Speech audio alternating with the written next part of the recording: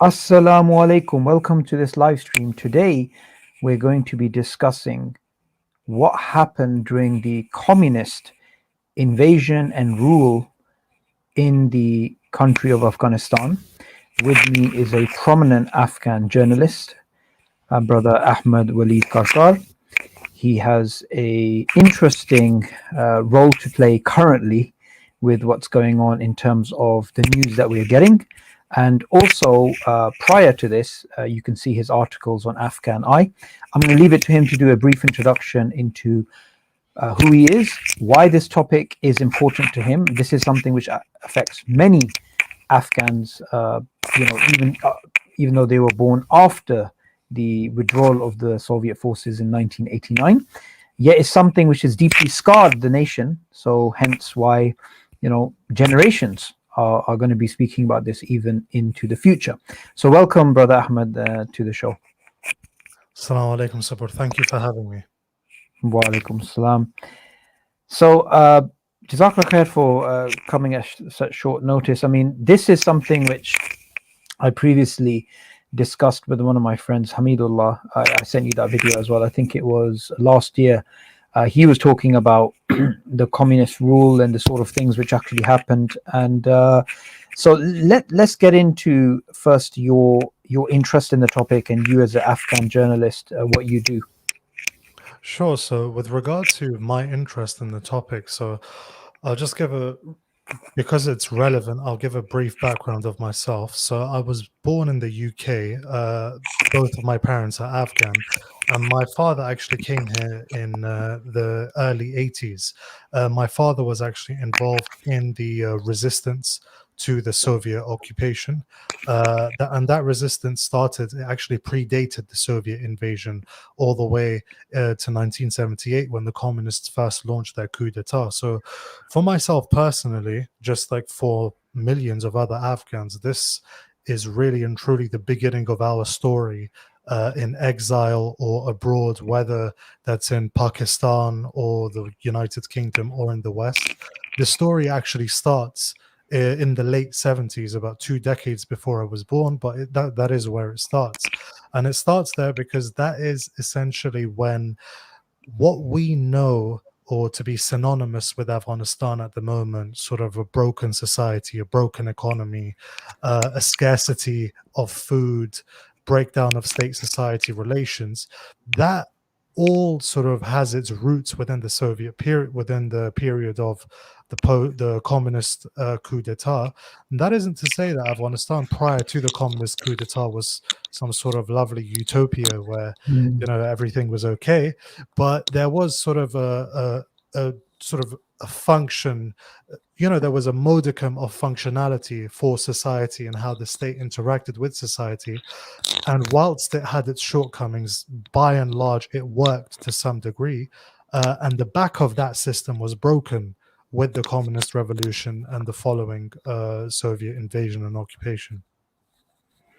Yeah, that's a good summary, and we can get into some of the details. I mean, with yourself, what was it that drew you to start writing articles, start getting into journalism, and even what you studied at university, all leading essentially to fulfill your interest in this particular region and the politics of this region? So, tell us a little bit about that. So I'm sure I'm not the only one here, but I'm not the only Afghan that's going to say this. A lot of people from sort of our broad cultural background will have been born to parents that wanted them to pursue the hard sciences, right? Yeah, And to become a doctor or an engineer or something. Now, yeah, quite frankly, I was never really, as in, I was okay with it toward GCSE level where I didn't have to study much for it.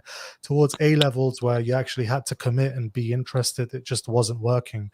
So by the time I got into university, I decided, everyone said, do what you love. And what I loved was politics, history, sort of political philosophy, and so on and so forth. So I did my undergrad in politics and history. I then went on. I had in mind perhaps doing a PhD, so I went on to do my master's in world history from King's. I had enough of studying. Went into the corporate world for a bit, but coming back to why exactly I started writing articles and getting into journalism and analysis and so on and so forth, quite pretty simply, I was dissatisfied with what mainstream Western or global media was portraying of Afghanistan. Like, I'm someone that speaks to relatives in Afghanistan pretty quite often, Afghans over here, and the kind of stuff, their priorities, what they care about, those sorts of things are not really reflected in how global media portrays events or sort of the uncertainty within Afghanistan. And because of that, I thought, you know what, as someone who's fluent in both national languages and can write in English, sort of be the change you want to be in the world, as Yeah. cliche as it is. But I feel like in our communities, we complain so much about this isn't right and that isn't right, and this is unfair and that isn't fair, right?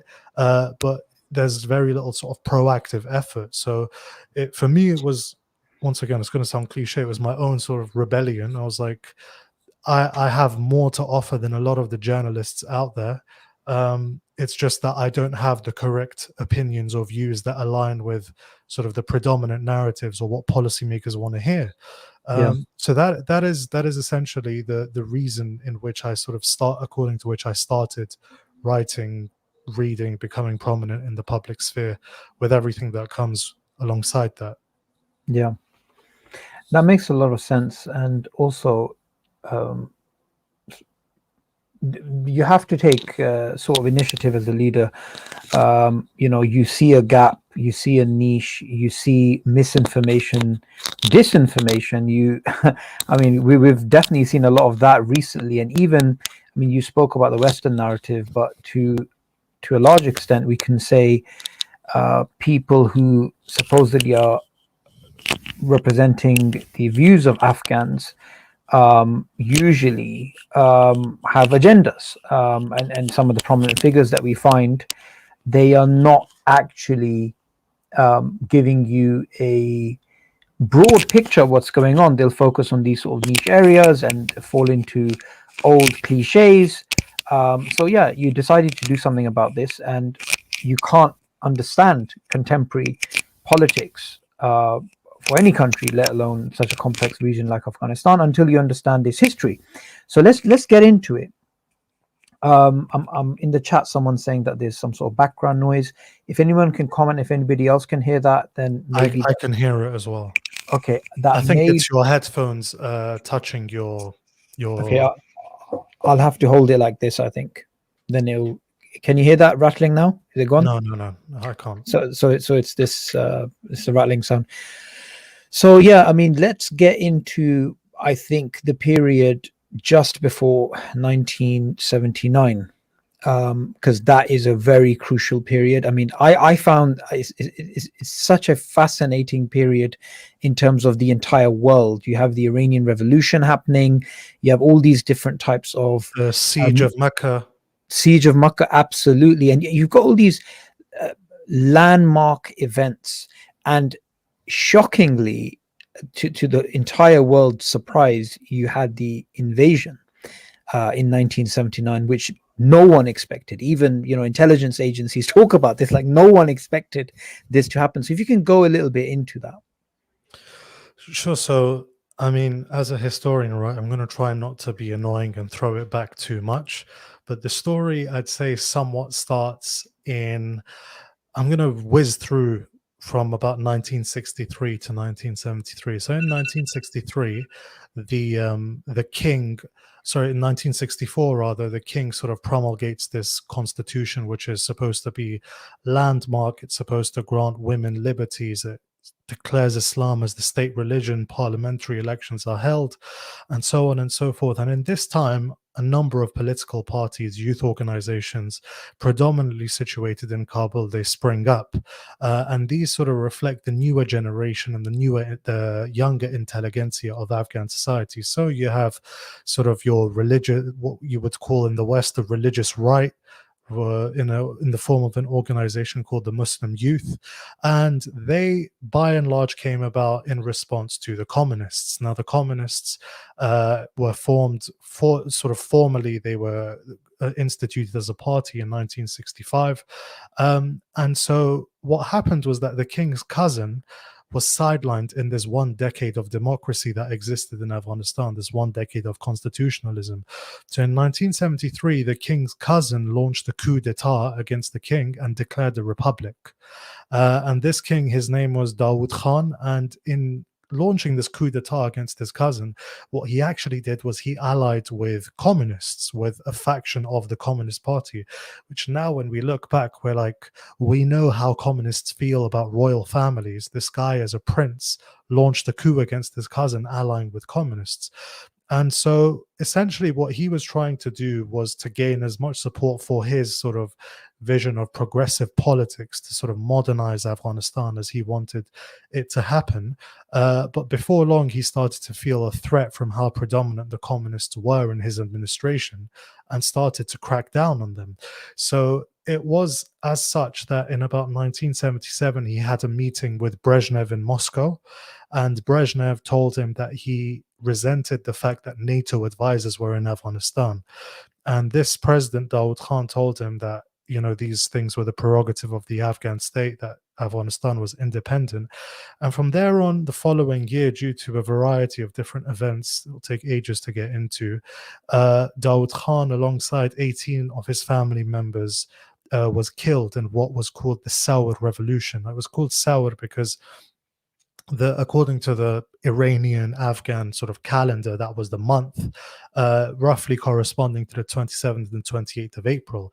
Now, what we had in Afghanistan was two different factions of the Communist Party. You had Khalq, the masses, and Parcham, which is the banners. And broadly speaking, you can almost sort of draw an analogy to Bolshevik versus Menshevik.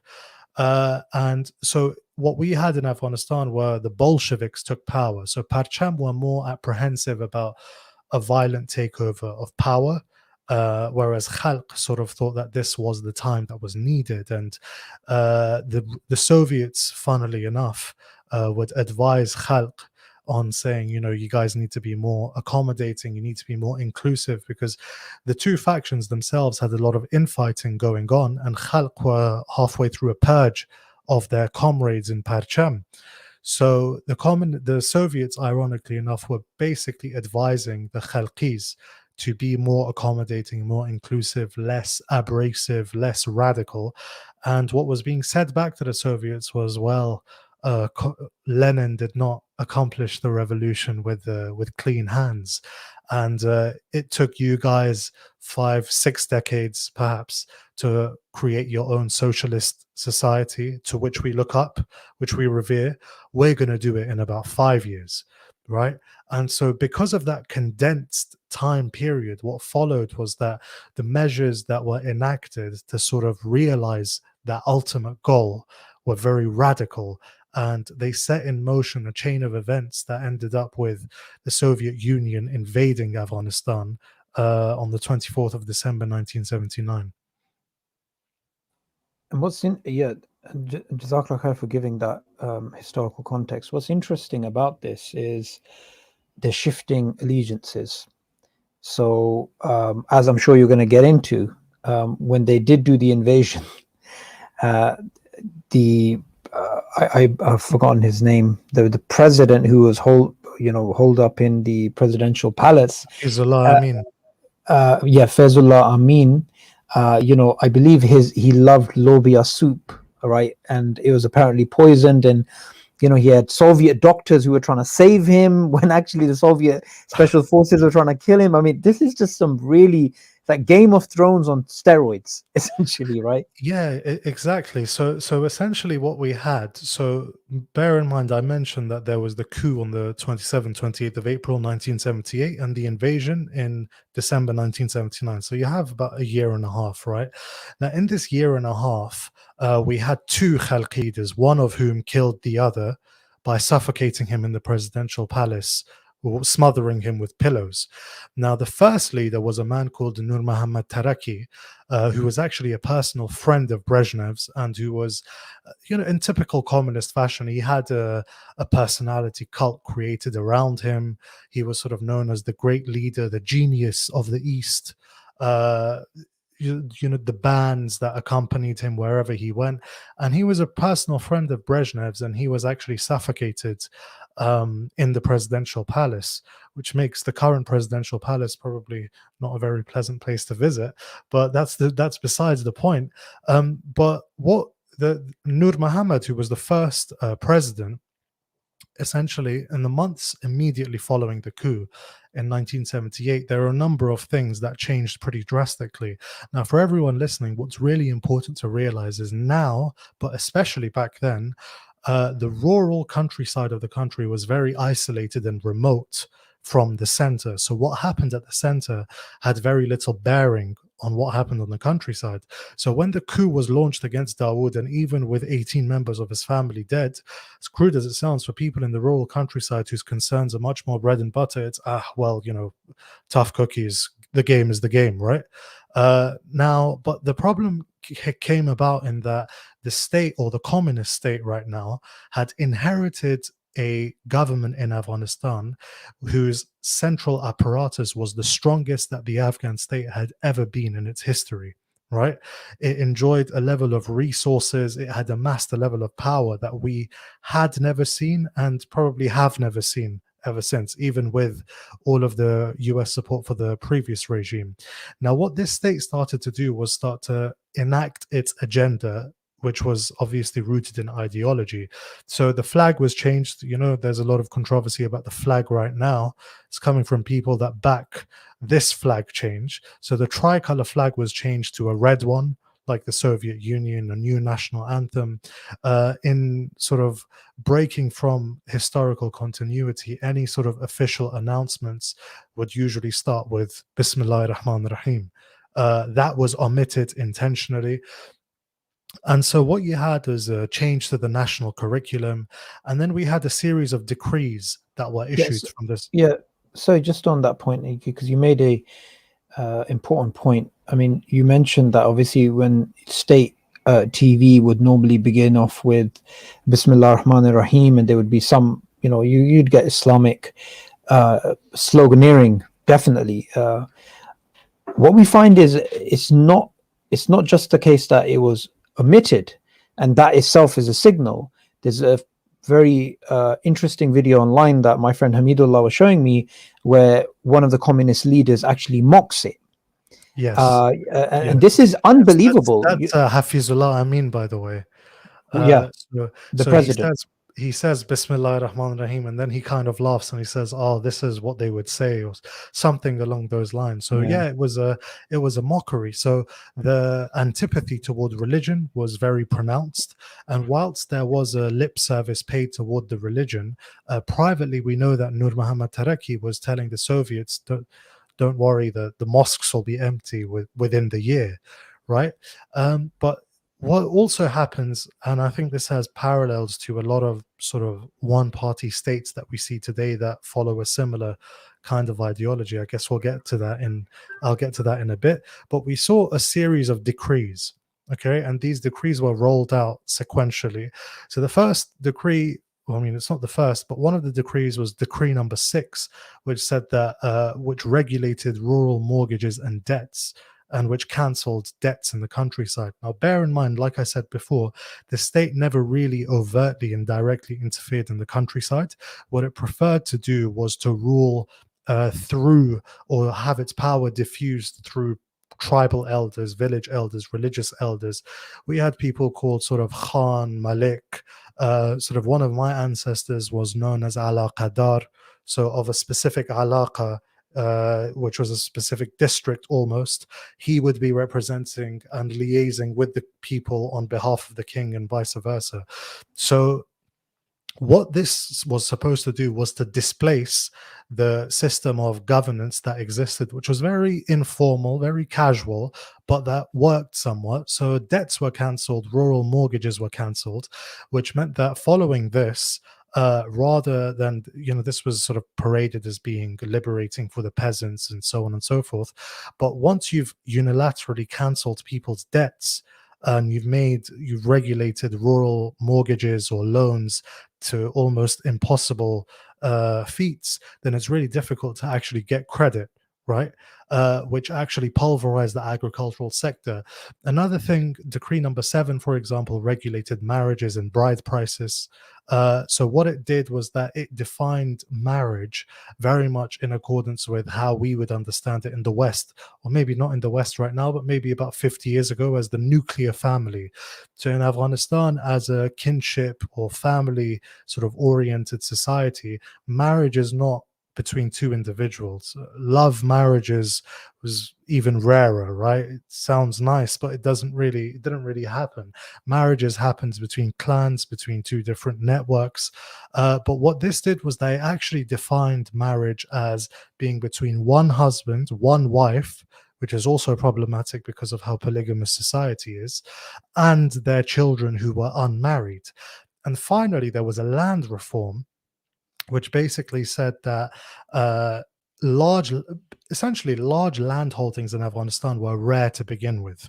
Okay, they were already rare, but so the land that was redistributed, and we know that term. We're very familiar with redistribution. So the land that was redistributed was not enough to basically divide amongst all of the peasants that were available, right?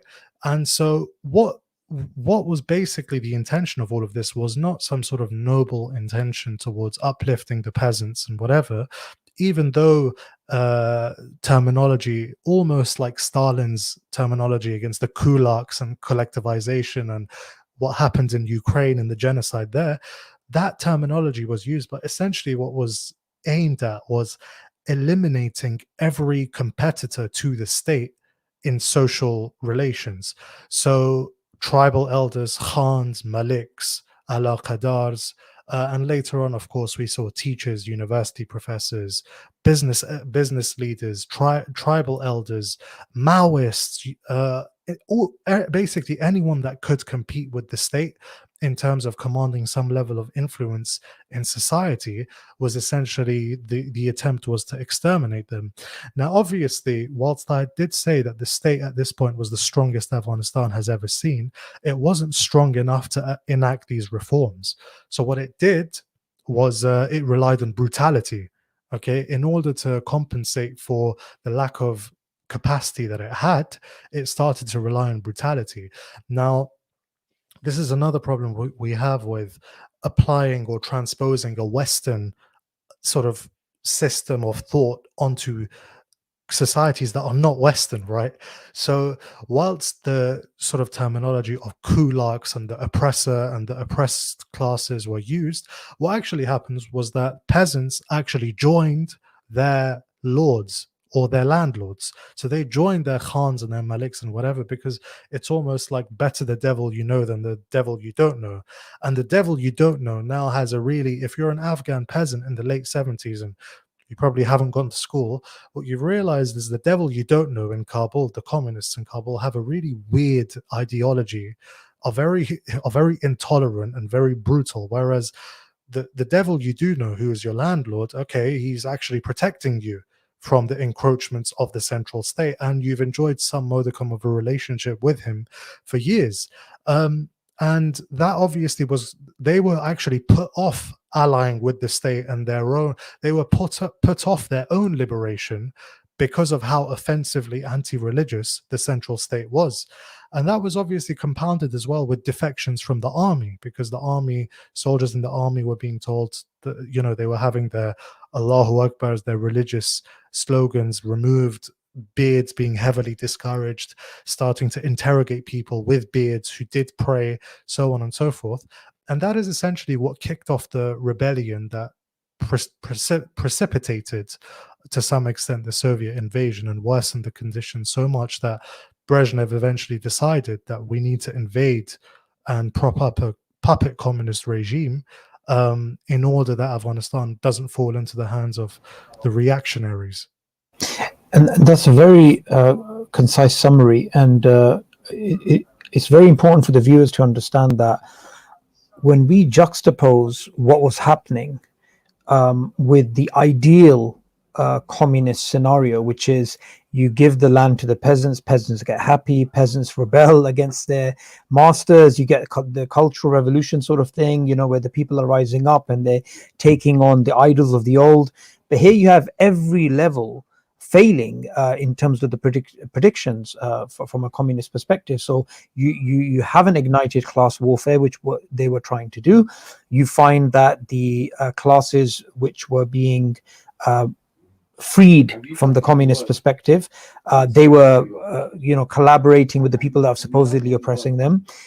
Religion uh, was far more deeply ingrained than many of the communists assumed. And also, I think what is important is the advice that obviously that they were being given by the Soviets, which is, guys, take it easy. It seemed that the communists in Afghanistan were far more eager and weren't really listening. So all of these were contributing factors to the actual invasion. And so now, if you can just go into, once they decided to do this operation, what was their intention? Was it just that it's going to be a small, sharp, surgical thing? We're going to go to the palace, replace this president with that president, just take out a few of these resistance fighters, and that's it? Was it a long-term plan? What was the Soviet plan, and how did it pan out? Yeah, so 100% in terms of sort of unifying society and failing at igniting class warfare. I'm just going to say that essentially the aim as the and it's I and this isn't something that I say in defense of the Afghan communists. What I'm saying here, by the way, people, it's liable to interpret it. These aren't really opinions. This is what happened, right?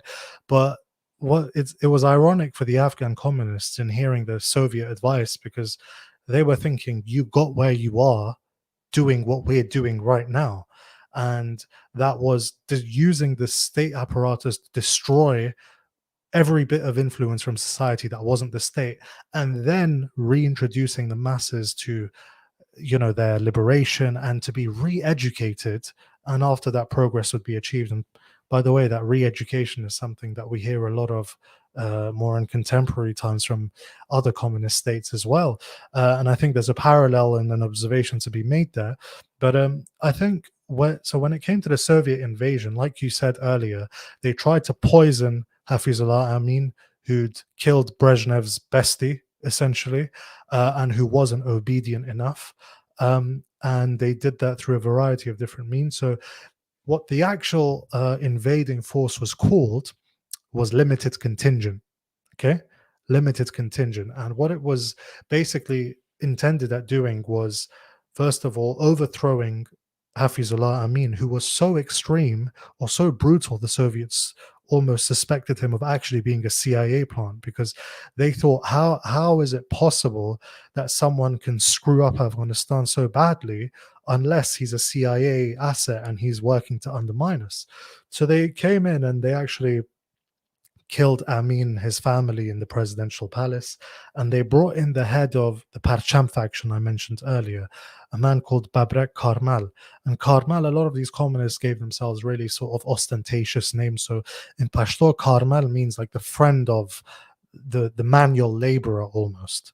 Okay, so they brought in Babrek Karmal and they sort of announced an amnesty of political prisoners, and communiques were issued across radio that the tyranny of Amin was over, and that the great friend, the Soviet Union, sort of the big brother, had come to help Afghanistan. And now Karmal actually even announced the jihad against the Mujahideen. He actually did. He was on the radio, and he basically announced the jihad against the Mujahideen, which once again goes to show how religion is manipulated even by the most atheistic of people. But there was actually another aspect of Karmal, in which in one of the masjids, I think it was at Friday prayer, he actually asked the faithful, the congregational prayer, to recite Durud upon Lenin. And if you're not from Afghanistan, yeah, this is That's actually crazy. a thing. So, and if you're not from Afghanistan or Pakistan or from the Iranian cultural continent, Durud is basically salawat, or sending peace and blessings, which is what Muslims, we obviously reserve that only for the man who we see as the perfect sort of human being, Muhammad alayhi salatu wasalam. But Babrak Karmal was actually asking the crowd to recite Durud upon Lenin as well. Obviously, that didn't go down too well. But so the Soviets, but that's just an interesting sort of side, sort of funny story. The Soviets came in and they Sorry, formed. but that is an interesting side sort of story. However, that gives you an insight again, just like the Bismillah Rahman Rahim, into how aloof these communists were to how offensive Yeah, these things are to Muslims, and especially Afghans who, you know, as anybody who is familiar with Afghanistan and its history, and the sort of invasions of India, that it's had a very strong Islamic identity drilled hard to the DNA level. So they clearly did not understand and do their homework in terms of what they were igniting through these insidious acts. exactly. And but so that is essentially, but even when we look at people like Lenin or Karmal or these people, these were not sort of peasant revolutionaries. These were the radical intelligentsia of society. These were not the downtrodden. So actually, the downtrodden were the ones that were fighting against them.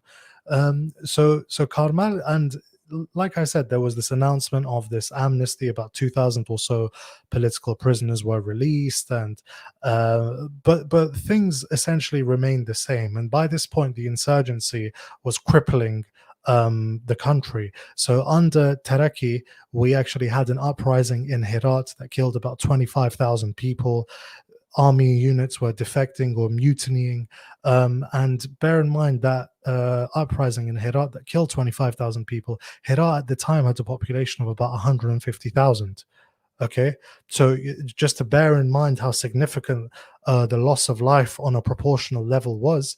So the Soviets came in and they essentially said, look, we're going Sorry, to run.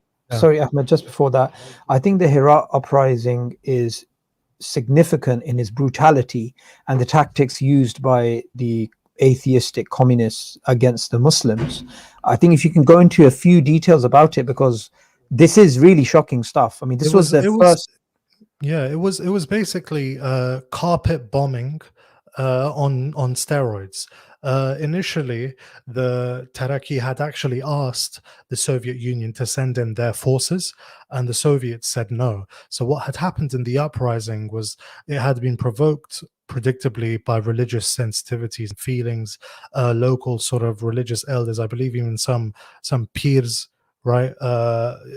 Let's just say Sufi religious elders, the heads of tariqas, had sort of dissented against the government, been killed. Eventually, it ended up in army units mutineering, actual captains and generals in the army mutineering. So Taraki actually asked the Soviets to send in their forces, and the Soviets said no, because first of all, it was only going to inflame people's feelings even more and make them feel like they were under foreign invasion. But secondly, the Soviet advisors and personnel that were in the city at the time had actually been pretty brutally killed by the rebels. So Taraki actually asked the Soviets, okay, fine, don't send in Russian soldiers, send in your soldiers from the Uzbek, the Tajik, the Turkmen republics, so they can essentially blend in and no one will realize what's happening. The Soviets once again refused, but they did sort of accept giving massive amounts of aid and sending in advisors. And eventually, the only way in which the uprising was put to a stop was bringing in units from other parts of the country and essentially partaking in the obliteration of the city, or at least the center of the city. And like I said, this is one thing that a lot of people, it's not just with the Herat uprising, it's with Afghanistan in total. We sort of hear 1.5 million to 2 million Afghans dead, 3 million displaced to Pakistan, 2 million to Iran.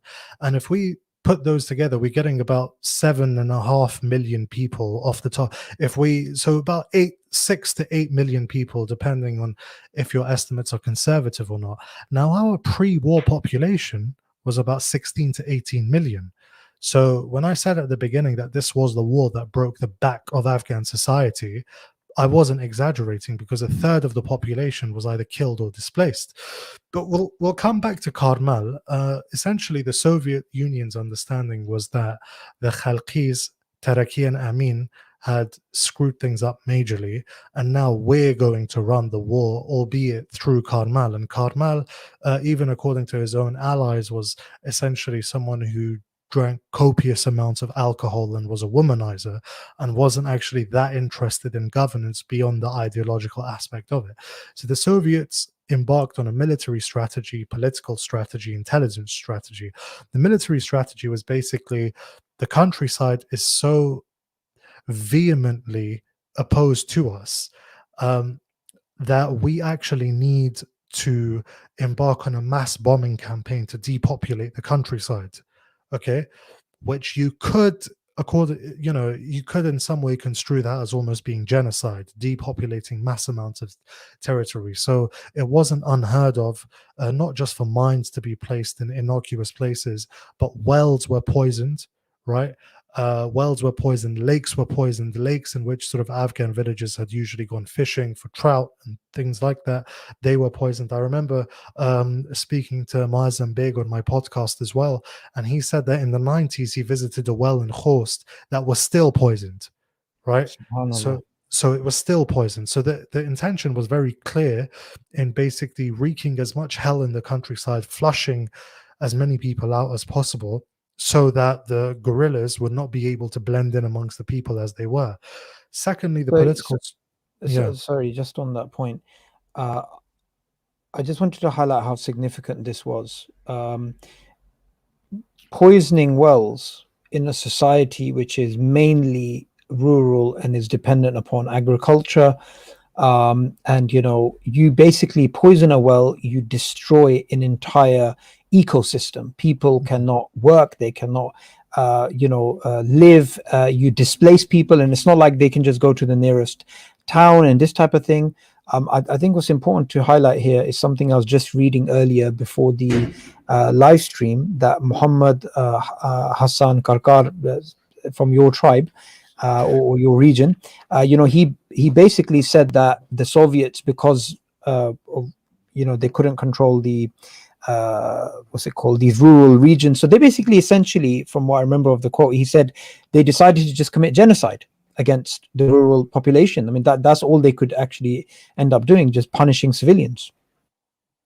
that was basically it. And this, once again, so there's a lot of people be like, oh well, you're biased, and of course I'm biased, but these things did happen. And you can speak to Afghans who will have dozens or sort of a handful of their relatives that were disappeared in the middle of the night, who died in the Soviet invasion, whose families lost limbs. Another thing that Afghans will tell you is that a lot of children's toys were actually implanted with small explosives, Yeah. so that when the children would sort of play, they'd lose a limb or a finger or something, and essentially discourage their fathers from going to fight in the insurgency, having to take care of them.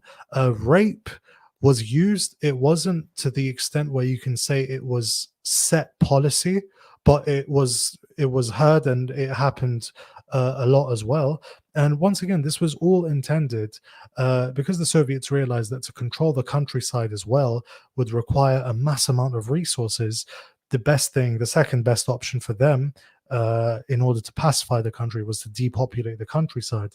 So, to that effect, the Soviets or their local allies controlled the major urban centers, and increasingly the roads between the cities became cut off from one another, so that they would have to essentially airlift supplies to the different cities, which is obviously something that has parallels to not too long ago, before the previous regimes fall. So just I wanted to add something on what you mentioned about the use of rape and the sort of tactics that the Soviets were using against the Afghan Muslims. There are interviews which are still available. In fact, they've been uploaded on YouTube. Old interviews you find with grainy images in which Soviet forces are saying, "We did this, we did this, we did this," and regretting, some of them, what they did. Some of them just saying this is war. So this isn't just Ahmed-Waleed sitting here in London, coming up with these stories that he's heard from people. We have actual evidence today, testimony of Afghans, and we also have those Soviet forces who have given those interviews, which you can find online, who are admitting to far worse things than even what we've described on this live stream. Precisely that. So that is essentially, I think we've covered sort of, let's say, the military strategy. And to complement that military strategy, a new secret police was set up. This secret police was set up to essentially be the Afghan KGB. So the secret police was called KHAD, or Khidamat Itlaat Dawlati, which is State Information Services, probably. And so essentially, what Khad's job was that there was a chronic lack of information as to the insurgency, its level of activity in urban areas. So, for example, my father was somewhat undercover active with the resistance whilst living in Kabul for a period of time before he had to flee. So the urban centers had been infiltrated by the insurgents. And so the impetus behind the creation of this new KGB, the Afghan KGB, was essentially to gather information. And when it comes to gathering information, you can do that a variety of different ways. But what was actually embarked upon by Khat with Dr. Najib at its head was essentially sheer terror.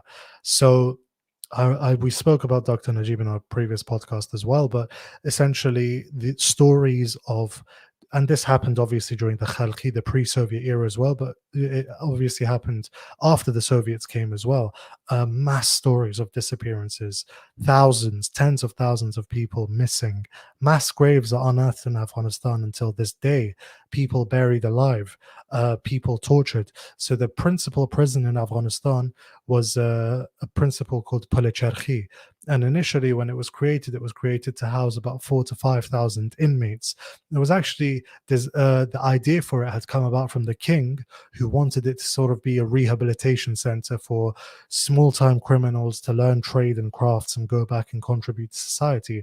Now, this facility intended for about 4,000 to 5,000 people, about a year after the Soviets came, had 12,000 people in it. It was massively overcrowded. So one of the ways in which you deal with the overcrowding is summary execution. And summary execution happened in the villages, and it happened in Policharki. People were pulled in for the length of their beards, for praying too much, for wearing their hijabs, and much like the Americans that came afterwards, enhanced interrogation techniques, as they're euphemistically called, were used.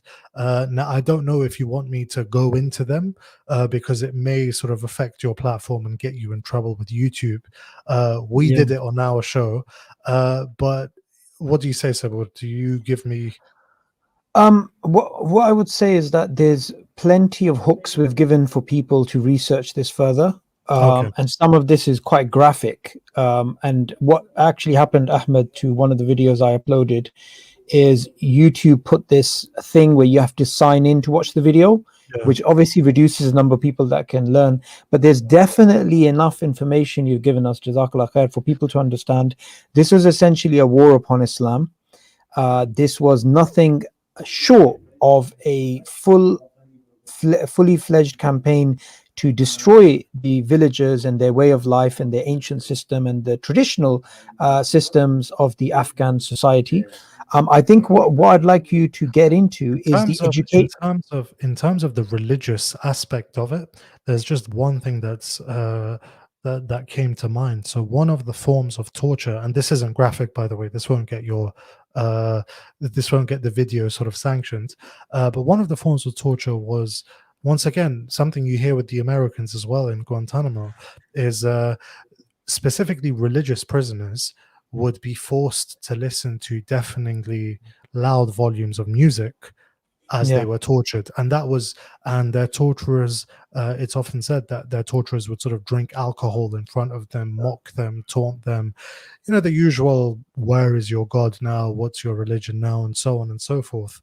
We've been, sorry, something which I think we need to get into the similarities here. with other communist states and what they did to the Muslims in Central Asia, in Albania. I mean, very standard tactics of dehumanizing, humiliating, and psychologically scarring your inmates. So it's not just a matter of let's politically indoctrinate them. It was simply, The a very, degradation comes yeah, as part of the parcel. Yeah. yep, absolutely. I wanted to highlight something which I think is a segue into the education aspect in terms of what was being taught at universities, what was being taught at the school levels, and what the intentions were. So a few years back, some of my friends were actually in Peshawar. And that particular region, they interacted with somebody who had been a refugee from the time of the war, and obviously they'd settled in Pakistan for many years. But that person, because they were being bombarded when they were in Afghanistan with atheistic ideas, they'd actually, even though they were a very simple commoner, they'd developed answers to refute atheist ideologies when it comes to denying the existence of God. And my friends who are quite philosophically sharp, they were shocked that this average Afghan is no, is familiar with this information and knows how to refute this stuff. And he did it out of necessity because wherever he was, Kabul, Kunar, Nangarhar, we don't know where he was from, but he was being indoctrinated and hence had to defend his faith. So I think something about the education program would be good because they wanted to obviously destroy Islam from an educational perspective. Yeah, it is definitely really important. And coming to the existence of God, there is a book that I would urge everyone to read. It's called Knight's Letters. Okay, and it's a book on Gulbuddin Hikmatyar, who was one of the leaders, the principal leader of the insurgency. And it's said in that book that one of the things that actually radicalized him was he had a conversation with Hafizullah Amin's nephew, who was challenging him on the existence of God. Now, in Afghanistan right now, that is a big deal. But if we imagine this 50, 60 years ago, it's an even, maybe 70 years ago, it's an even bigger deal. And so the impetus for these guys to create the Muslim youth and go on and to create their insurgencies was, how is it possible that in Afghanistan, one of the poorest, most remote countries in the world, you're starting to get ideas coming out like this? Now, unfortunately, with regard to the national curriculum and education, I haven't been able to come across sort of much primary text in order to understand what was being taught. But I have spoken, amongst others, to my father, who said that essentially we had all of a sudden a Marxism, Leninism class where that was mandatory. You had to go to the Marxism, Leninism class. And slowly, an antipathy towards religion once again starts to become very apparent in the education system. And I believe in some schools, Islamic studies teachers were detained or arrested or taken away. But one of the things that is unfortunate, because of the amount of destruction that these policies obviously created, is that a lot of the primary text hasn't really survived. But essentially, going by how much these people wanted to implement Soviet policy step by step, it's not at all a far-fetched estimate to basically say the religious studies would be replaced. Oh, Yeah. of course. And youth clubs were set up almost like the communist version of the Hitler Youth.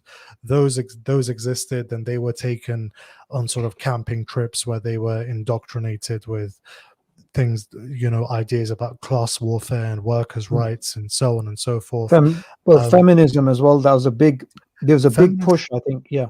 feminism, definitely. And coming to the present day as well, one of the reasons there has been an antipathy towards state-sanctioned education from the center, specifically pertaining to girls, is that historically in the Afghan context, it's what's been used by reformist Yeah. regimes or radical regimes. That's always been sort of the first point on which they've sort of come and centralized upon, is we need to force girls and boys to go to school, oftentimes together, in order to change the way they think. And in a really rudimentary, simplistic way, the only way in which you can counter that, if you see life as an Afghan villager does, is stop them from going to school.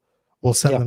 We'll send them to the mosque where they'll learn to read and write, and that they'll learn everything they need there, which is obviously a reactionary approach. But I think it's really important to understand that the context for that Yeah. antipathy towards state imposed education has a historical precedent. Absolutely. And, this even goes back further when we look at what the British were doing in India and the way that they were indoctrinating the Muslims. And also, if we look at just generally these communist states which took over formerly Christian lands and Muslim lands, it was a standard staple diet of communism, Leninism, Marxism, socialism, Darwinism, scientism, materialism, feminism. These things were part and parcel of what they wanted people to think and feel, and that's how they were destroying the future generations. So I think another point that is important to highlight here is that the morality from their perspective, these communists, was that because they follow a utilitarian worldview, their conception of the good is what leads them to take a series of actions, no matter how drastic, to achieve that good. So we see this, for example, repeatedly in the narratives that come out from the Chinese Foreign Ministry, where, when someone brings up an issue about human rights, they don't realize how bad it sounds, but they actually say, we took out this many people from poverty.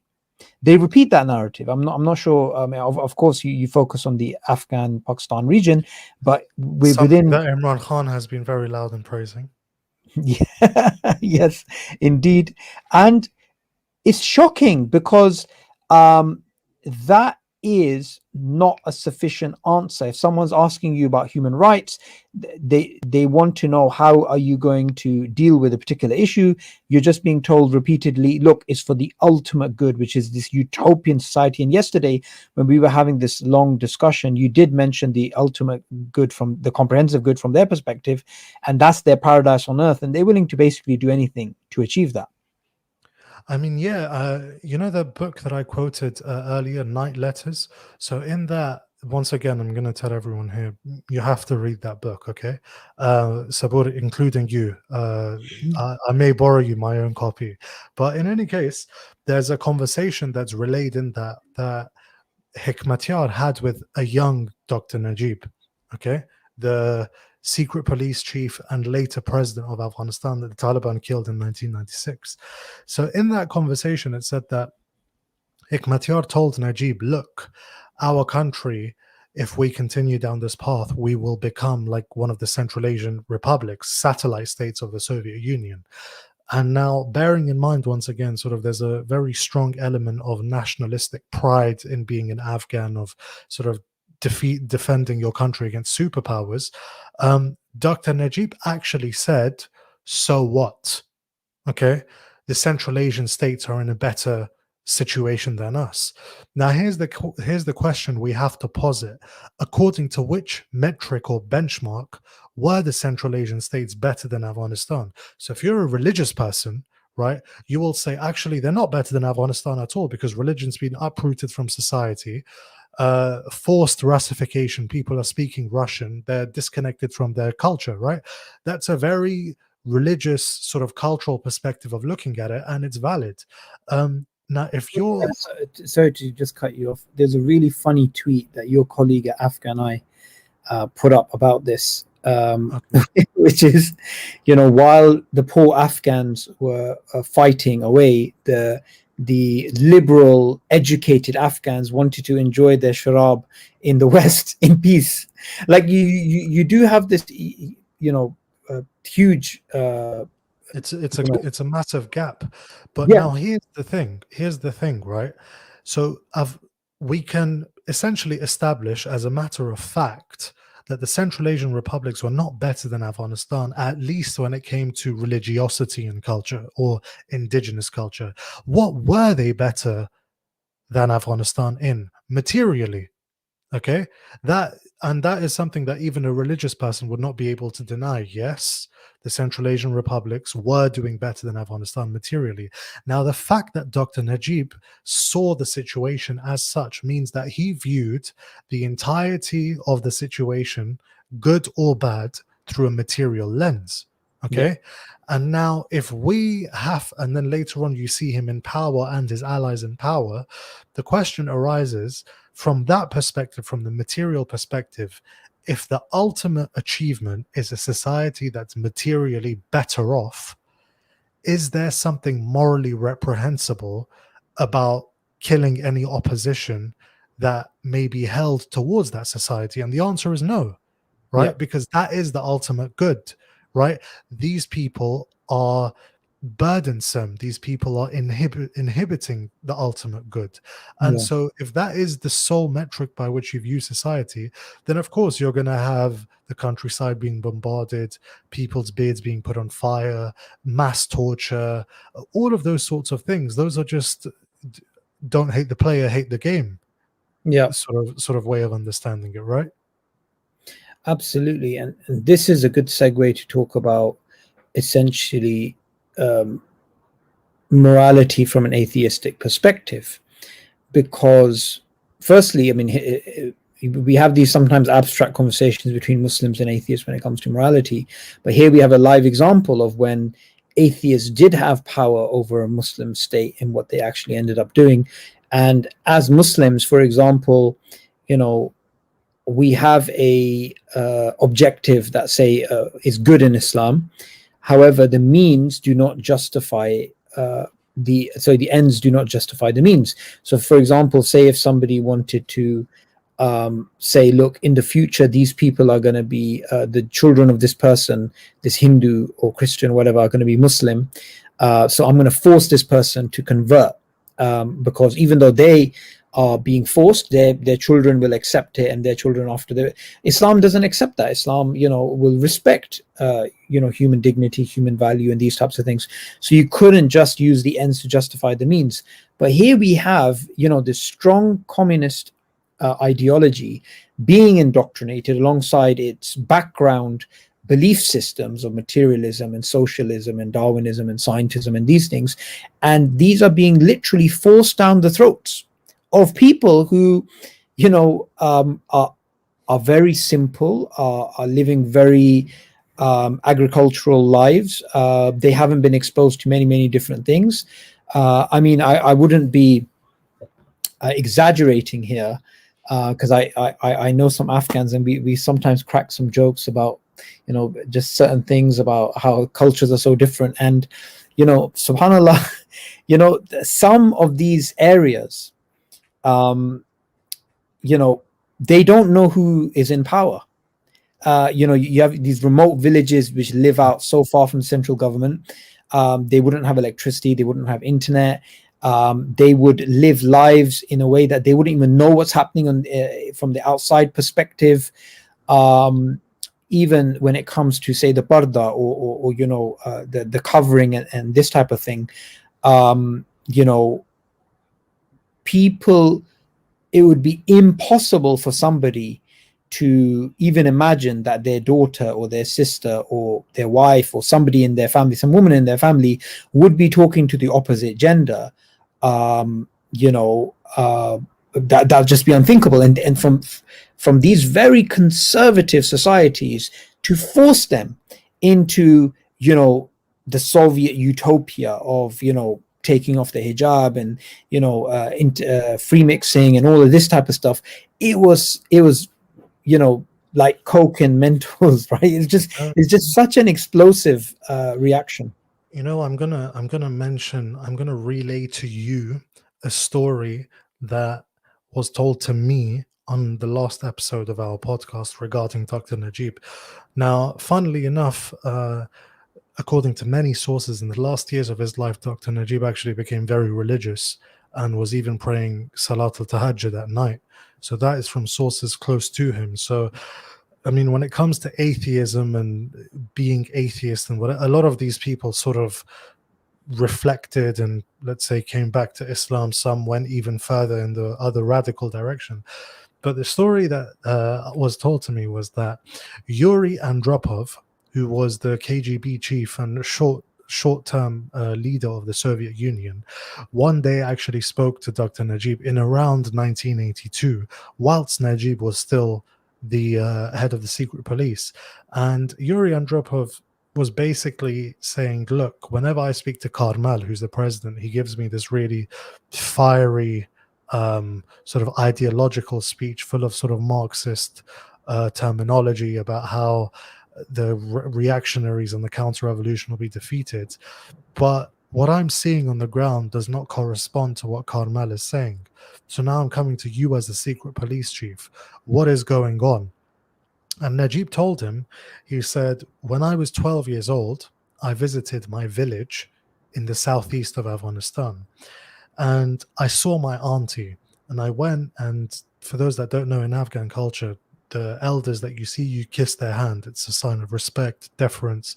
So he said, I kissed my auntie's hand, and before I went to kiss her hand, she wrapped her hand in a cloth. Okay.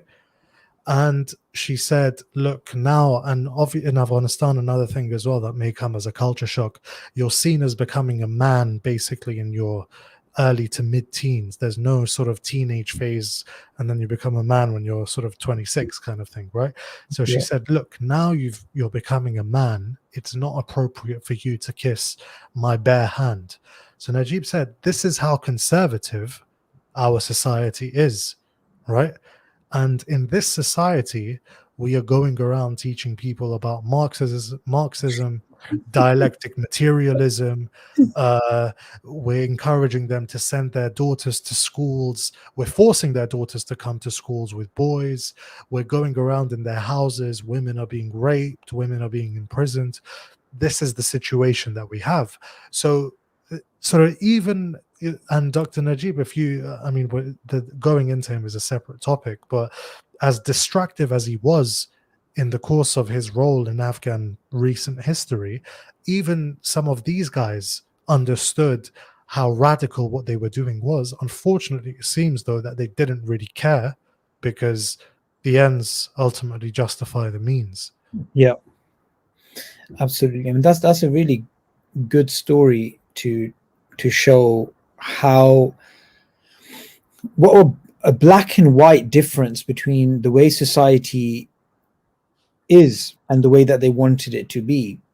What's interesting, and we find this in China, we find this in Albania, we find this in Uzbekistan, Tajikistan, and these regions that were very conservative, that, you know, the atheistic rulers would try to pander to Islam in some way, shape, or form, and then slowly liberalize it. I mean, a friend from Albania was telling me about how an imam from his village was being asked to say that the niqab is not part of Islam. So this isn't somebody who is being told, oh, just tell everybody to take the hijab off, drink alcohol, because they wanted to change society gradually. So he was just being asked that, look, just say the niqab is not part of Islam. And he outright refused, and that Albanian imam was, killed, and he became shaheed. So, we have these communist atheists using their brain, right? They're thinking, okay, we can't actually destroy the Muslim civilization in one generation, so let's do it gradually, right? And we find this in Uzbekistan, Tajikistan, in these regions that, it was successful to an extent because it happened gradually. You had periods of acceleration. China the same. They for many decades they were liberalizing Islam, but then now they've gone into overdrive, which is even too fast according to communist standards. But this is one of the sad realities, that when you have a system like this communist atheistic system, and then you give them free power, right? They have not absolute, but very strong central state, like you said, then there is nothing. There is no moral code. There is no ethic to stop them from doing what they were trying to do. I mean, in some ways, could we argue that this perhaps led this experience actually led to an increase in religiosity, even in the urban elites, which were the people really pushing the communist narrative. I mean, not all of them, but that's where it came from. It didn't definitely come from the farmers. Would you say that it is a fair point to make about the history of the recent Afghanistan events? I would definitely say so, yes. And so if we come to the resistance to the Soviet invasion, if we look at organizations like Hizb Islami, like Ittihad Islami, led by Sayaf, like Jamiyat Islami, these started off as fringe organizations. And I say the word fringe because they essentially ascribed to, let's say, an Ikhwani ideology. They were inspired, let's say, by Sayyid Qutb and Abu Ala Maududi and so on and so forth. And they became prominent. There were two factors. One of them was the fact that the Pakistani intelligence agency actually preferred these organizations because they were more organized, they were militarily more effective, but they also aligned more with the ideological outlook of Pakistan's elites, the shot callers at the time, including General Zia-ul Haq. But the other thing is that the reason they were fringe at the time is that, like I said, if you're an Afghan villager or you're a farmer and whatever, Sayyid Qutb and Abu Ala Maududi are not really going to be relevant in your life, right? Yeah. For if you're an Afghan villager, let's say 40, 50 years ago, Islam for you is your local kinship network, your 5 times a day prayer and your Ramadan and paying your zakat and so on and so forth. And some of them obviously didn't have to pay zakat because they didn't have any wealth left over. It was a subsistence kind of existence. So a lot of these people didn't actually care barely what happened outside their own village. So when Kabul was undergoing, let's say, a liberalization phase, right, that was essentially totally fine by a lot of these villages. As long as that liberalization is not enforced on me, we're good. You can drink your alcohol and wear your mini skirts. As the cities become caricatured as since then, obviously inaccurately, but that was basically the understanding. Now, the reason why organizations like Hizb Islami and later the Taliban became prominent. In fact, if you speak to people from urban centers and people from the rural countryside on their experience of the Taliban in the late 90s, what you're going to have are drastically different answers, right? You're going to have drastically different experiences.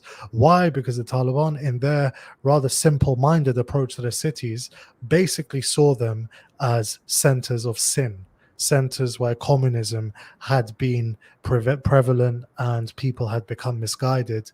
And obviously their remedy towards what they saw as the illness was, a lot of religious people will be like, you have to be soft and nice with the people, and Quran al-Kareem, وَقُولُوا لِلنَّاسِ حُسْنًا, and all of that. But the Taliban's approach was obviously we actually have to be more strict on these people to whip them back into the correct level of religiosity. So the influence of that sort of communist understanding of the state, of society, definitely engendered more of a stronger counter reaction. So the groups that we saw that became predominant in Afghanistan over the decades that ensued were predominantly the Ikhwani ones, who were seen as being more extreme. And it's funny because the groups that were seen as being sort of more traditionalist, locally rooted, Deobandi, right? Those groups were the ones that actually went on to become the Taliban, right? And so the extremists of the 80s went on to join the US project in the early 2000s, whereas the moderates of the 80s, by and large, went on to join the Taliban, which is why it's something, especially in Afghanistan and in the Muslim world in general, we should be really careful in using the word moderate versus extreme, because they're two words that are used, liberally if and when they align with a given state's interests and agendas. But that is the influence of the Soviets, and on top of that, the sort of the reaction in terms of how the state was perceived. It was almost like, and I'm not going to get too deep into the political philosophy of it here, but you've got a Westphalian nation state, right?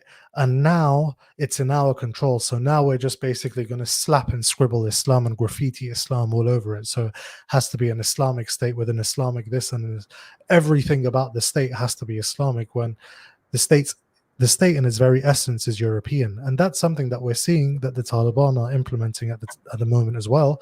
But I Yeah. digress, because that's a whole different discussion on its own. Absolutely, absolutely. I mean, one of the things we can definitely take away from this is, for anybody that's interested in, the ideal socialist state, and you get these memes online which are quite hilarious, where you get this how people how young college students whatever think socialism works. It shows this utopia, rainbows, everyone's happy, and how it actually works when you see people starving and stuff. And Afghanistan is a perfect example of exactly that, because the very people who are supposed to be supporting the communist socialist narrative were the ones who actually rose against it. And the people who were pushing this narrative were these sort of abstract thinkers and people with these egalitarian values, who probably never had, a difficult day in their life, other than obviously I'm not talking about the workers for them, but I'm talking about the top rank people, because it's one of the biggest issues that pops up again and again in political science, where you get people with these idealistic notions and they try and apply it in reality. It doesn't work, so then they just try and use a hammer to fit a square onto a triangle area, and it just gets more and Yeah, more violent. I hadn't heard that one. Use a Yeah, hammer to fit a square into a triangle. yeah. So Yeah. it's I'm the gonna start using that from now on. yeah, absolutely. And what you end up doing is, not only do you get resistance, you actually start getting more violent. It's a positive feedback loop, and we definitely find that acceleration. So I think, to wrap up, I was actually going to get Muhammad Hijab to come in and to speak about the moral theological aspect, but he left about half an hour ago and he hasn't come back. He's supposed to be back, but I guess we'll have to do that in the future sometime. But I think, to wrap up, I think it's very important that we go, we do a bit of a summary of what we've been speaking about. So we've been speaking about the communist atheist invasion in the late 1970s all the way through the 80s. Overall, you gave some very important statistics. If you can go over those again, and overall why it failed, so that and whoever's watching this, hopefully someone's going to make timestamps so we can get a nice summary near the end. Sure. So the war itself, the Soviet occupation itself, about 1.5. The most conservative estimate is that about 1 million Afghans died, but more likely between 1.5, 1.5, 2 million Afghans. And like I said, 3 million Afghans to Pakistan, 3 to 4 million to Pakistan, 2 million to Iran. So that's about. Wait, give me a second. So about 9 million Afghans killed or displaced as a result of this war that was essentially started. The impetus of this war, or the trigger cause of it, was, like you said, these ideologues who hadn't suffered much difficulty in their lives, who believed in a romantic and a utopian vision for their society, with all of its flaws, by the way. Afghanistan before 1978, or even before 1964, before the king announced this constitution, it was never a utopia. Afghanistan was poor, it was impoverished. One of the reasons for that impoverishment was actually the colonial era, in which Afghanistan had traditionally served as a conduit for trade, but the Yeah. Central Asian republics were taken over by Russia, and their economies were basically reoriented toward Russia. India, so Central Asia and India, Afghanistan was the conduit, and India itself had its entire economy essentially subjected to the needs of the British Isles, right? So Yep. Afghanistan was impoverished as a result of those trade routes drying up. It was a landlocked country. It was poor. It was unequal. Religion was abused by, we could say, dynastic Sufi families. So you had the Mujaddidis who were Naqshbandi, and you had the Gilanis who were Qadri. And this isn't to go into the sectarian aspect of it. This isn't to attack this, but as it was, this isn't to attack the Sufis in general. But as it was in Afghanistan at the time, what you had was a degeneration over decades of dynastic Sufi families and all of the problems that that entails. So you had these ideologues, these intellectuals who thought that they could re-engineer society from the top down, and that they could do that through just signing a few papers on which laws were written and stamping a few things. And where and if they lack the capacity to be exceedingly brutal in redesigning and re-engineering society as they saw it should be, when that failed, the Russians came in, an active attempt, like Muhammad Hassan Kakar wrote, an active attempt at depopulating the Afghan countryside. Genocide was enacted, mass levels of torture, as much as were feasible and that they were capable of doing, were enacted.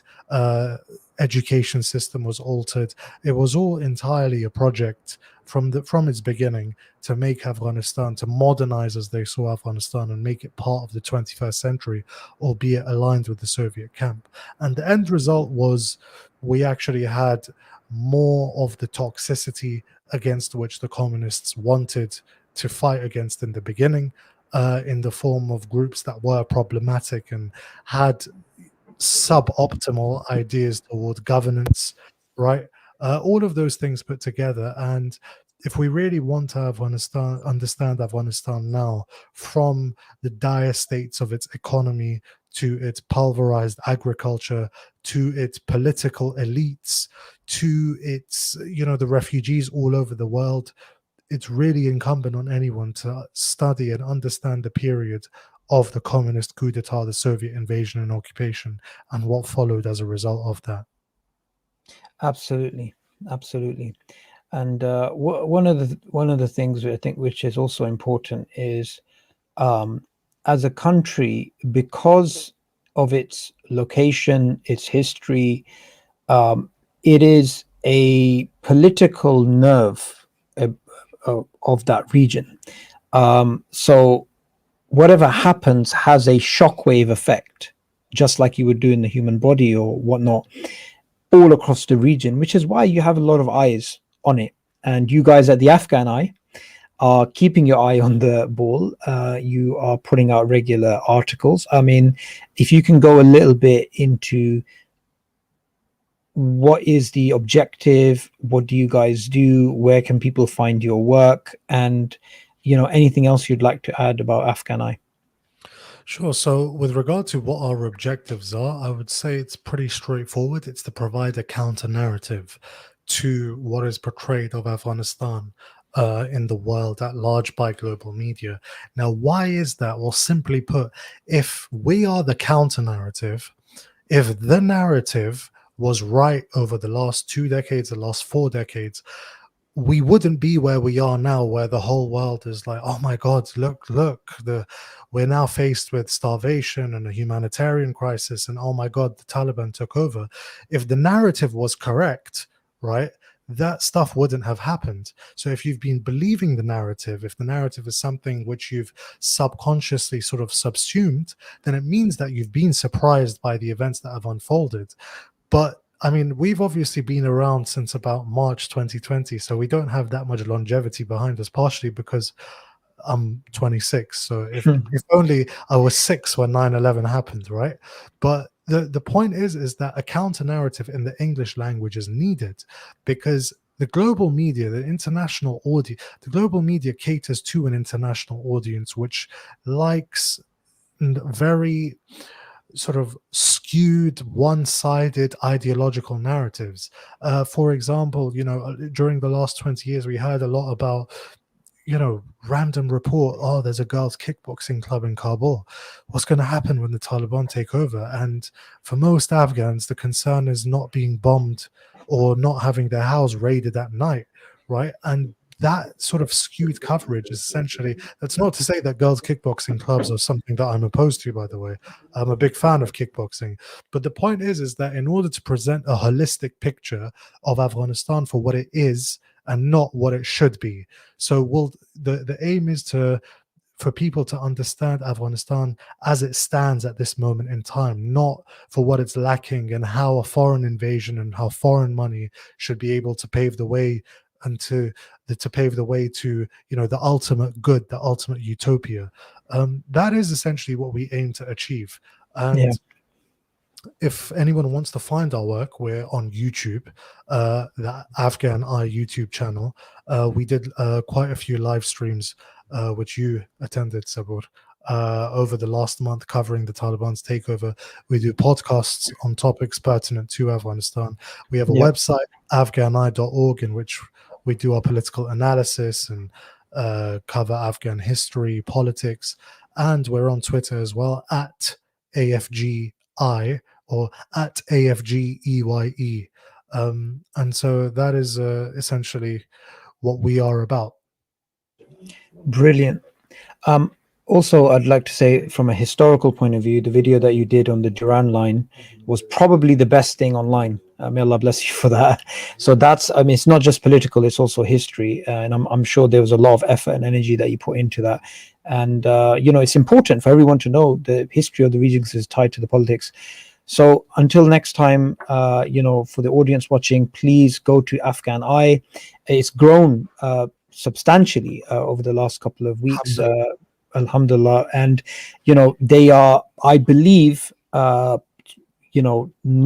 biased, that they're objective, way better than, look, I'm sure Ahmed-Waleed is not going to like me saying this, but forget Yalda Hakim and these guys who are just putting out narratives which are just, I mean the thing is, Sabur, is that we all have our biases, right? All of us, we're human beings, and none of us can be above bias. But the question that we should be asking ourselves is, am I sort of going where the research leads me, or am I sort of being led to the research by my biases? Now, that's not to say that Yalda Hakim is not right about certain things. She certainly is. But I think in general, in this profession, if you want people to understand the holistic picture, if you're writing, you're not writing a diary, you're writing to everyone. And it's in everyone's interest to be acutely aware of all of the different dynamics that go into these things, and sort of reducing really complex issues into headlines or even worse, fake news isn't serving anyone, because that's the kind of thing that we've seen, like I said, over the last 2 decades, sensationalized, simplified tales. So, and that's my intention and my objective and my advice to myself, first and foremost. But essentially, I would say, I actually would say I am biased. I'm biased against the idea that a foreign country can come and invade mine, flood it with money and cash for whichever human rights goal, and everyone to act surprised that it doesn't work as they thought it would on paper. Those are the things that I'm sort of biased against. Yeah, like, I don't know. What would you say you're biased against? There's such a standard, predictable, simpleton view that a colonial mindset produces, right? So we will go to a region, we will get people involved in human rights, but it's not human rights. It is not human rights. It is indoctrination. Afghanistan is a country which is going through, huge economic crisis at the moment, and even previously, to this, and even before the Soviets, and there's all these issues like you mentioned because of colonialism. Do they really need, Ahmed, some loud, toxic woman who's studied gender studies and now she wants to go to Kabul University and just start shouting? And do they really need these types of people? Or like, they are amazing people in Afghanistan who I don't believe get enough credit from the Western media. We have that doctor who's a Shia, Hazara background. What's his name again? Ramazan Bashar Dost. Yeah, like this guy, all he cares about is I want to help people, I want to help people, I want to help people, right? So yes, I see him as a humanitarian. I see, okay, maybe you can tell me other stuff about him. I just know him at a surface level. I don't have any complaints about him, funnily Yeah, enough, yeah, which is rare for an which Afghan. is rare, because you guys are. The other thing about you guys, which I like, is that you guys criticize everybody, um, uh, uh, including whoever's in power, even now. So that's great. That's fantastic. But what's not great is, this constant sort of noise about feminism, and women's rights and these things, when those people, the same people who were put in charge, we find that they were sexually molesting their own people that were working under them. We have girls who are part of a volleyball team. I don't know what team they were part of, being abused. You have all this stuff going on, and then on top of that you get soldiers who are supposed to be protecting the people, molesting children. Yeah, all this type of stuff, right? And just to cover it all up, it's like, oh yeah, we're just here for human rights and this type of thing. The thing which I think is important here is you could be a secularist, a religious person, or whatever, right? I mean, the Afghan diaspora still has people who have who are reminiscing about the communist times, and they praise Najibullah and stuff. But what we do need, regardless of which background or which bias you come from, is something which does not accept at face value these simpleton stories they want us to to just accept, which is, oh yeah, it's just a human rights thing, and that's all that's going on, and as if that was the main thing. I mean, there's lots of things to be discussed here. No one discusses the minerals which there's a large amount of minerals there. No one discusses the other geopolitical reasons which why countries may be involved there. And this can be done, and I believe, alhamdulillah, you guys are doing this. This can be done without actually joining any clubhouse, without saying we're part of this, we're part of that. Because as anybody would see, that you guys are critical of everybody, I believe, and I think that's the best thing. That's the thing. It's like you're critical not to prove credentials to people, right? You're not critical to get the party sort of going and to preach to the choir. You're critical where and if it's necessary, just like you give praise and credit where and if it's necessary. It's really not that difficult. So it's not, once again, it's, you can, let's say, even if you are, like, I think you hit the nail on the head, Sabud, right? You can be a secularist or a liberal. You can be a communist, right? But there's a certain base level of morality that we can and we should accept, right? Now, if you're a communist, does it necessarily mean that you want people's beards to be put on fire? Not necessarily, no. So if you agree that that is bad, you can be in favor of the ultimate goals of that communist regime whilst also saying, look, this thing is bad, right? You can be in favor of the promotion of women's rights, okay, under the American occupation. But you can also say, hey, the people that are doing it in the presidential palace, who are sexually molesting their own staff or giving away positions for sexual favors, that's not the right thing to do. It's when we start shutting our eyes to the things toward which we're positively predisposed, that's where the problems start to emerge.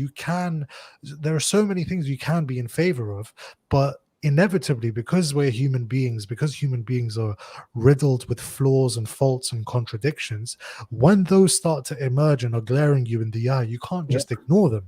You have to speak about it, right? And unfortunately, that's something that we see that's very much missing in our day. Absolutely. I think that's a really apt point to end upon. So for everybody watching, like I previously mentioned, go on to Afghan Eye, subscribe, follow the news. Muslims should be politically aware of not only the history of this region, the history of the countries that we come from, but also the current political realities. Because um, this may sound, I mean, I don't want to open up another can of worms, but sometimes certain religious groups, certain religious movements, they have this sort of apathy towards even discussing politics from an Islamic perspective, or even taking an interest in those things, because they just want Islam to be a something you do at the home, and you just keep it within that remit. But Islam has a lot to say about these things, so it's important to, on the minimum, be politically aware. And at the end of the day, the Prophet, peace be upon him, taught us alayhi salam.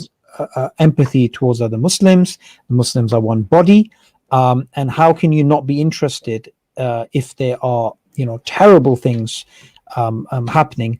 I mean, another thing I think which is important, which I do want to point people towards, is the humanitarian aspect. So one of the brothers who I've done stuff with in the past, Rahmatullah Nuruz, he's part of Qamar charity. Qamar charity, they do fantastic work, just alleviating poverty and stuff like that. There's other charities which are you can find online, which are also doing stuff. So whatever your political views are, that's irrelevant. The Afghans need support. There are people who are literally, winter's coming, and the situation is dire. It's an absolute humanitarian catastrophe. So on the minimum, as Muslims, we need to do that. 100%. And just to add, and this isn't to say that you disagree, but that humanitarian catastrophe is man-made. Now, once again, coming back to the narrative, you're older than me, Sabur. I'm sure you're aware that for a long period of time, we were being told that Afghanistan was making fantastic progress under the American occupation, that, this was a brighter tomorrow and everything. Now, that was the narrative. But a Jeffersonian democracy, nonetheless. Exactly. A thriving democracy, all of that stuff with a vibrant economy and an upcoming middle class and all of the things you hear. But the counter narrative, we were saying, actually, this whole thing is a Ponzi scheme built on aid. And half of the aid, more than half of the aid, has been stolen and taken elsewhere by corrupt political elites, right? Who, by the way, sorry, here in London, you would see them in central London driving around in Bentleys. Unfortunately so, yes. So, but we were sort of, thriving democracy and upcoming middle class and Jefferson and all of that stuff aside, it was really apparent that this was a Ponzi scheme economy propped up by aid that would collapse the moment that the aid dried up. And that is what we have at the moment. Over 20 years, aid propped up a war economy. The more that war became less of a reality, the more people went hungry. And now that we haven't got any war, we also don't have much food and we don't have much money. And because the Americans decided that their client regime that they installed was no longer worth fighting for, they've also frozen the assets of the Afghan central bank, which is crude, given that they, in a way, said, fine, the Taliban can take power, but we're going to sanction them and let the country starve as winter approaches. It is, I mean, in many ways, you guys were predicting this outcome and how terrible this outcome would be. I remember listening to the live streams way before, in which you and Sangar were very direct that there needs to be peace, there needs to be negotiation, there needs to be because you could tell that, this outcome was predictable, right?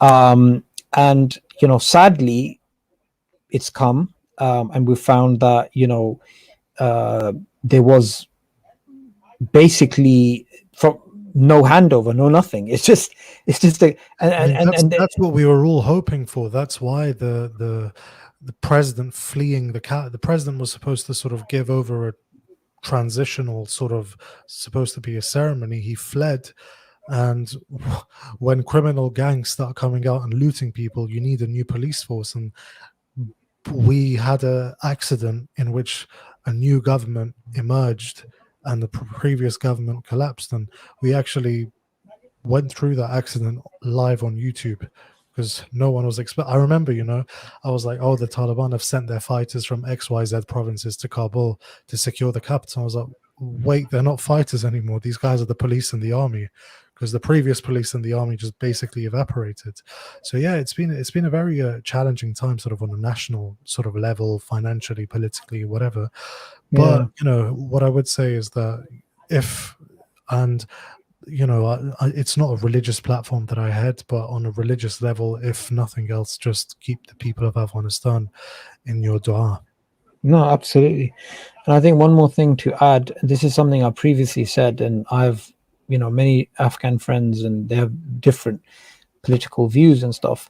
But one thing they all seem to agree about um, is, and I think this would go for the most hardcore Afghan secularists and the most religious, politically active Afghan, is that the average Afghan doesn't really care who's in power. They only care who is going to be able to provide for them security and Just like in provision. 1978, they just want to get on with their lives, but That's it. obviously a lot of destruction has happened since then. But that is basically it. So thank you Absolutely. for having me, Sabur. Let's It was yeah, it's a let's wrap up there. It was a great pleasure having you and having this sort of discussions. I definitely want to have you back, and Sangar as well. inshallah. He's a very lively character, mashallah. So keep up the good work. So everybody watching, please go over and subscribe to their channel, and until next time, assalamu